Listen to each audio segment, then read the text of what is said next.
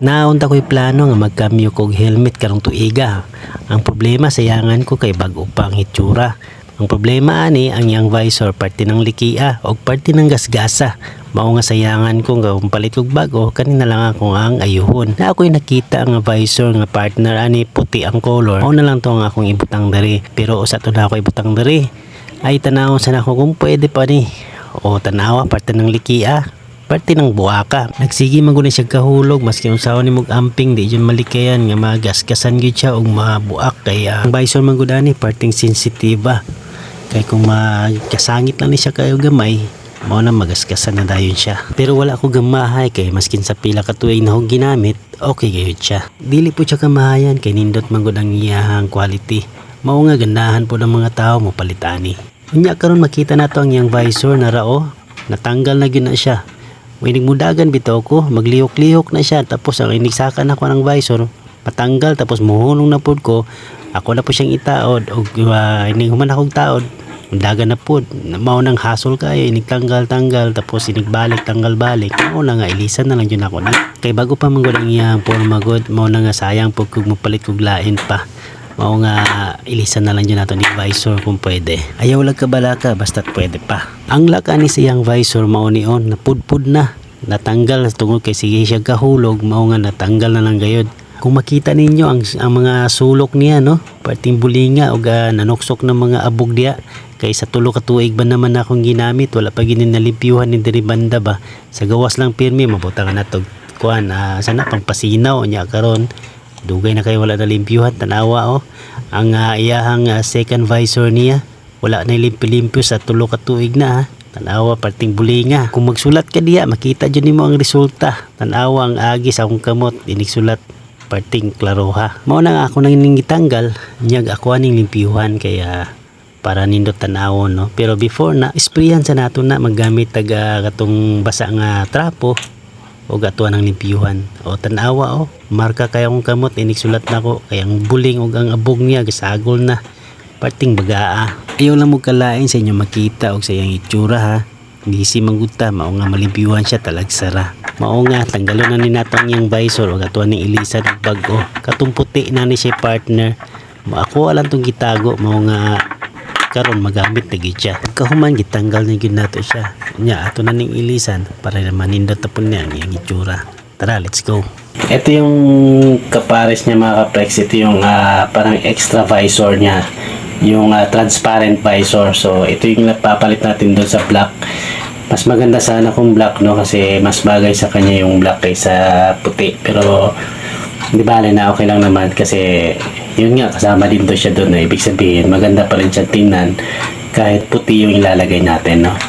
So sa ilang taon na rin na gamit ko ay ngayon lang siya mapapalitan muli. Ngayon ay papalitan ko na siya nito dahil yun nga ay medyo sira na yung visor na black. Pagka nagmamaneho ako tapos iangat ko yung visor niya natatanggal, so parang disturbo talaga. Ngayon aalisin ko sa ulo ko tapos ayusin ko na naman. So ganun siya ka-hassle lalo na pagka traffic.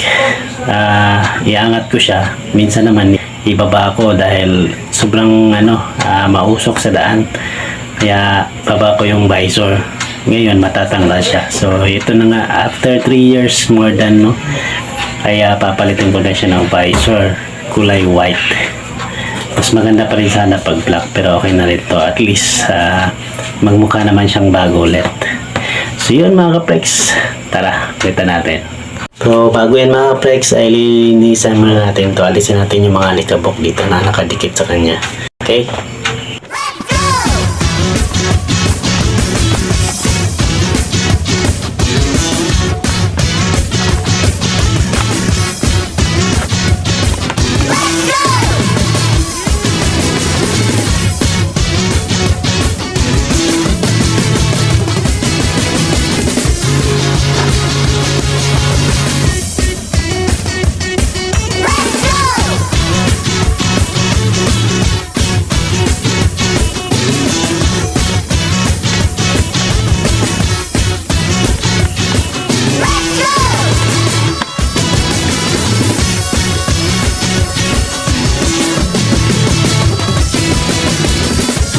Karon natuwa na ning itawod ang iyang transparent visor, no?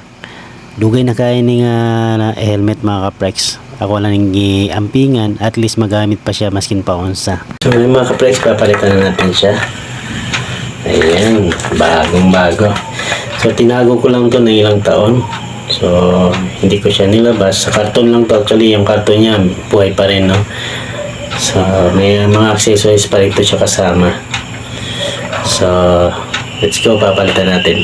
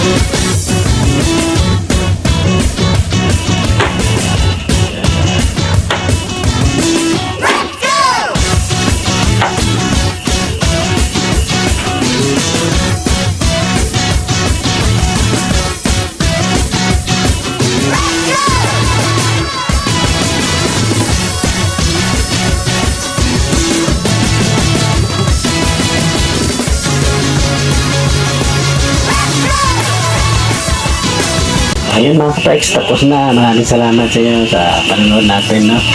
Thank you so much. May magagamit na tayo muli. Sayang naman kung bibili pa tayo ng bago. So ayan. Alright, tapos na ang ating bagong helmet. Nagmumukha siyang bago dahil nilinisan natin at pinalitan natin ng visor. Ayan, maraming salamat sa inyo mga kaprex. Good evening and good night. Thank you.